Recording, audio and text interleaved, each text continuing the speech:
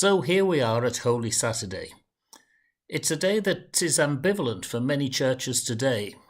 On the one hand, it's part of the Paschal Triduum, the 3 days that are historically considered to be the most important ones of Holy Week.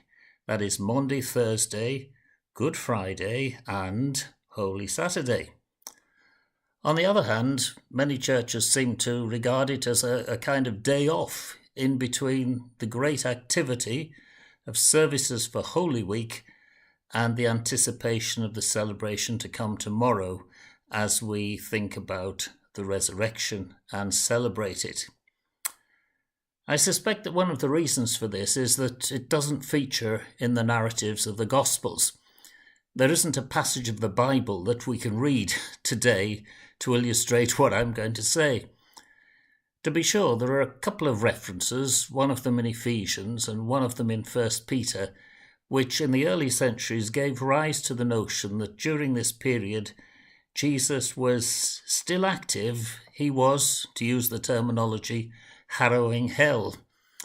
In other words, he was doing something in the underworld to, I guess, share the good news with those who were imprisoned there. A notion that even finds its way into some of the creeds. I suppose I could spend some time talking about all that today, but I'm not going to, because it takes me into all sorts of theological rabbit holes that I'm not sure how useful they are, for one thing, and certainly would take us well beyond the intention of these short videos that I've been making for this week.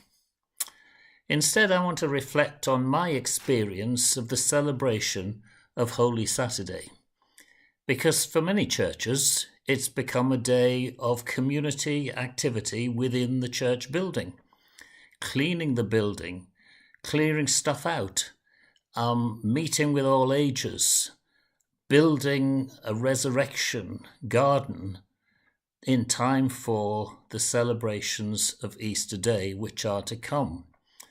In other words, it's become a time of affirming one of the key things that we say was accomplished through the actions of Jesus on that first Easter, namely the establishment of community, a community that incorporates and involves people of all ages and all kinds in all times and all places.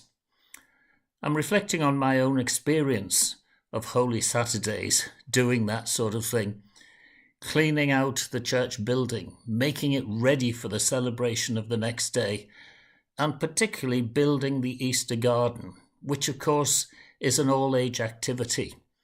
Because when we do that, we don't just build an Easter garden, we have conversation along the line as we're doing it. We talk with those of different generations who might be reflecting on their own experiences of Easter in the past, in the process sharing the story that we have all encountered and journeyed with during the remainder of this week. It's become for many congregations a great time of, therefore, we might say, Christian education, if you like. In fact, as I reflect on the slightly messy nature of messing around with stones and soil and plants to create a miniature Easter garden, I wonder if it was perhaps the forerunner or the inspiration of what today in other circles would be a regular experience of messy church. It can certainly be messy, but can also be church, because actually the creation of a community of God's people focused around the stories of Jesus and exploring their experience of Jesus and the coming of the Christ into our own lives has become really quite a significant thing when these activities are done with intentionality. But then, of course, moving on from what might typically be happening in many congregations, even as I speak, we come to the Great Easter Vigil, which typically and traditionally takes place either after dark on this night or very early in the morning on Easter Day, where we gather outside the church and light a bonfire. And the bonfire, of course, is not just to keep us warm or lightened up because it's like going to be dark outside. The bonfire is to celebrate not just the community which Christ has enabled, but also the light that Christ, death and resurrection, has brought into the world more generally. And this is not only a reminder of some key aspects of our faith, but actually can be significantly a missional experience.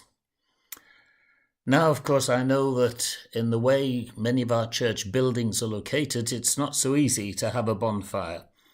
If you're right on the pavement or in the middle of shops, for example, you're probably not going to have a bonfire as such, though you might manage to have a small brazier with some flame in it. But I do recall one experience, one occasion, when this became significantly missional. And it was in a church where there was plenty of space round about the church building with garden and so on, and car park and what have you. And we were out there at, I guess, probably about 10 o'clock on this night. It certainly was dark, and we had had some preparatory prayer in the church before we processed outside to light the bonfire. And we were standing there round the bonfire, reflecting on the Easter story, reflecting on what we were hoping for, expecting, anticipating the next day with the coming of Christ once again to us in our situation. And we were joined by a significant number of other people. It was quite easy for them to join us because we were outside, for one thing, so they didn't have to navigate doors and pews and all the rest of it to come and join us.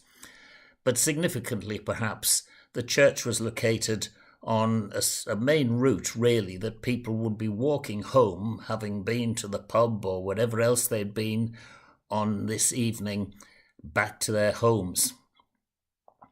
We did the things that the liturgical season expected us to do. We then lit the Paschal candle from the bonfire, a manoeuvre which takes a good deal of dexterity if you've never done it before, and there are multiple ways of accomplishing it. And then we processed, I guess would be the right ecclesial word, we processed into the church building, following the flame, the new light of Christ living amongst us, back into the church sanctuary. And I shall never forget that once we got inside, we discovered, was pretty obvious actually, that more people had come in to join us than those of us who went out to light the bonfire in the first instance. These people who came in to join us were bolder than most of our congregation would have been, because one or two of them started talking to each other and saying, "How have we ended up here in church? I thought we were just walking home. How did we get in here? Why are we here anyway?" Which became a cue for me to say to the congregation, well, you've been praying for people with whom to share the good news of Jesus. Now's your opportunity. And to be fair to them, they rose to that opportunity really well. And suddenly there was a buzz as people were sharing with those who'd come in from outside, unexpectedly, unintentionally, sharing not just the Easter story, not just their own story, but the whole story of the Christian gospel. So I've been thinking, I wonder if those churches which have not known what to do with Holy Saturday, maybe it would be a good idea if we rediscovered that heritage, not just as yet another thing to do during Holy Week, but actually as part of our mission in sharing the good news of Jesus with our communities. I don't think you need to have a specially visionary view of mission to see that a bunch of people with a bonfire outside a church building in the middle of the night, or at least when it's dark, are going to attract other people to wonder what's going on. And that's the best start for mission. When people start saying, what is this about? When people come to us with their questions, rather than us going to them with our answers, which of course quite often are not answers to the questions that anybody might be asking. So community building, mission, those are the two themes that I would take out of Holy Saturday for those church traditions that are unsure about the theological background to it all. Mind you, there is something to be talked about in that regard, because I think that the Gospel writers say nothing about Holy Saturday because they truly and absolutely believed that Jesus was dead. Not that he was doing stuff somewhere else, but actually for them that was the end of the story, except we know it wasn't. And looking back with hindsight is a wonderful thing, which is why we'll have a wonderful celebration when we come together tomorrow to reflect on the final day of Holy Week. Well, actually, it's not the final day of Holy Week, it's the first day of the rest of our lives. But there's something to think about. If Holy Saturday has never meant anything much to you or your tradition, there's something that we might learn from it, because it is indeed, in different ways, part of that great Paschal Triduum of Maundy Thursday, Good Friday, and now Holy Saturday. I hope that these reflections have blessed you this Holy Week, and I pray that you will have a truly celebratory experience of the risen Christ working in your life, in your congregation, wherever you might be, tomorrow and in all the days that follow. Thanks for being here, and my prayers for whatever church you belong to, wherever you find yourself, whatever church you don't belong to, as you continue your spiritual journey.